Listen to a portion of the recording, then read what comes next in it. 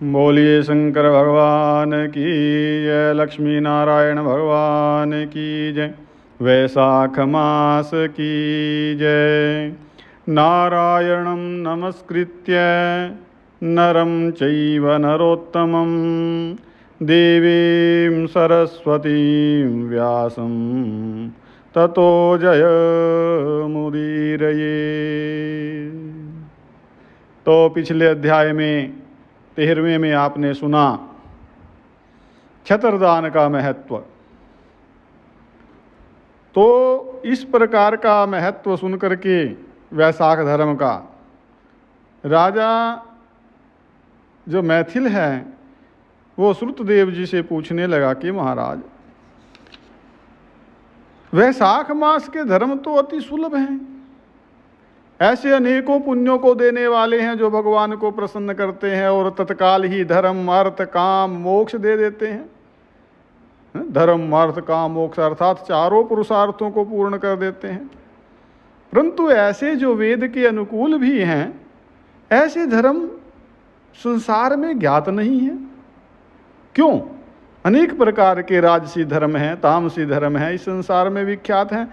इसका क्या कारण है? तो श्रुतदेव जी बताते हैं, कहते हैं कि राजन, संसार में भोगों की इच्छा करने वाले मनुष्य अधिक हैं, अधिक संख्या में हैं। इसलिए रजोगुण और तमोगुण अधिकांश पाया जाता है। बहुत थोड़े मनुष्य ऐसे हैं जो मोक्ष प्राप्ति का साधन करते हैं, इसलिए वो बहुत ही कठिनता से मिलते हैं। मोक्ष धर्म क्योंकि इच्छा रहित है, इस कारण इससे लौकिक और पारलौकिक जो सुख हैं वो होते हैं। पारलौकिक अर्थात परलोक के, और लौकिक इस लोक में जो सुख मिलते हैं वो।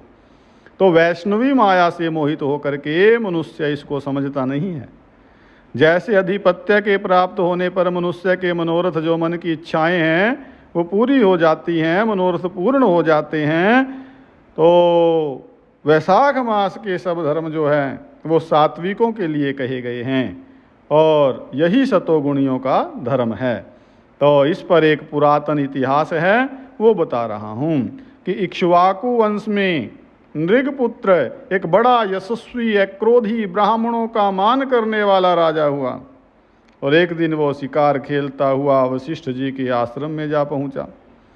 वहाँ पर उसने देखा कि आश्रम में रास्ते में वशिष्ठ जी के शिष्यों ने कहीं प्याऊ लगा रखी है, कहीं छाया मंडल बना रखा है, कहीं बावड़ी साफ करवा रहे हैं, कहीं बैठे हुए लोगों पर पंखे से हवा कर रहे हैं, कहीं सुगंधित वस्तुएं और फल बांट रहे हैं, और दोपहर के समय, मध्याह्न के समय छतरी दान कर रहे हैं, सायंकाल को पीने की वस्तुएं दे रहे हैं, शरबत बांट रहे हैं।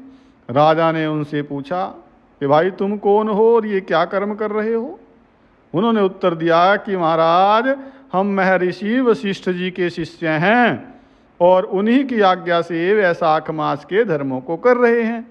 राजा ने फिर पूछा कि इन धर्मों को करने से कौन सा देवता प्रसन्न होता है और क्या फल मिलता है इससे? तो वो कहने लगे कि राजन, हम अपने गुरु की आज्ञा से ये सब कर रहे हैं, हमको बताने का अवकाश नहीं है, गुरु जी की आज्ञा है, और इसलिए जो है आप हमारे गुरु जी से ये सारी बातें पूछ सकते हो। शिष्यों की ये बात सुन करके वो महायशस्वी राजा जो है संपूर्ण धर्म के तत्वों को जानने वाले श्री वशिष्ठ जी के आश्रम की तरफ चल दिया। अब वशिष्ठ जी का आश्रम जो है विद्या और योग का स्थान था। राजा को अपने आश्रम में आया देख करके ऋषि जी ने अत्यंत प्रसन्न चित्त होकर के साथियों सहित राजा का अतिथि सत्कार किया, और राजा भी बड़ी प्रसन्नता और नम्रता पूर्वक बैठ करके गुरु जी से पूछने लगा कि हे गुरुदेव, मैं आखेट से थक करके आपके आश्रम की तरफ आ गया था, तो मैंने आपके शिष्यों को बहुत से धर्म कार्यों को करते हुए देखा, इसलिए महाराज मेरे मन में बड़ी उत्कंठा उत्पन्न हो रही है कि ये सब धर्म, जो धर्म के कार्य हैं, इनके करने का क्या फल होता है। वशिष्ठ जी कहने लगे कि भाई, जो सब धर्मों को छोड़ करके विषयासक्त हो जाता है ना, धर्म उससे छूट जाते हैं और विषयों में आसक्त हो जाता है यदि कोई, और वो भी यदि प्रातः काल वैशाख का स्नान करे तो भगवान का प्रिय हो जाता है। वैसे जो धर्म से दूर चला जाता है वो भगवान का प्रिय नहीं रहता, लेकिन जो वैशाख मास में स्नान कर लेता है तो ऐसा मनुष्य भी भगवान का प्रिय हो जाता है, प्यारा हो जाता है। जिसने धर्म के सब कार्य सांगोपांग किए हों अन्य दिनों में, लेकिन वैशाख के अंदर ना किया हो, तो भगवान उससे दूर ही रहते हैं। तो जिसने वैशाख मास बिना दान तथा स्नान के खो दिया, वो इस कर्म से चांडाल योनि में जन्म लेता है। वैशाख मास में जिसने विधिवत भगवान की आराधना की, भगवान उसी से प्रसन्न होते हैं और उसी की मनोकामना भी पूरी करते हैं। तो जो भक्ति और श्रद्धा से भगवान का थोड़ा भी पूजन करता है वह उसी से प्रसन्न हो जाते हैं।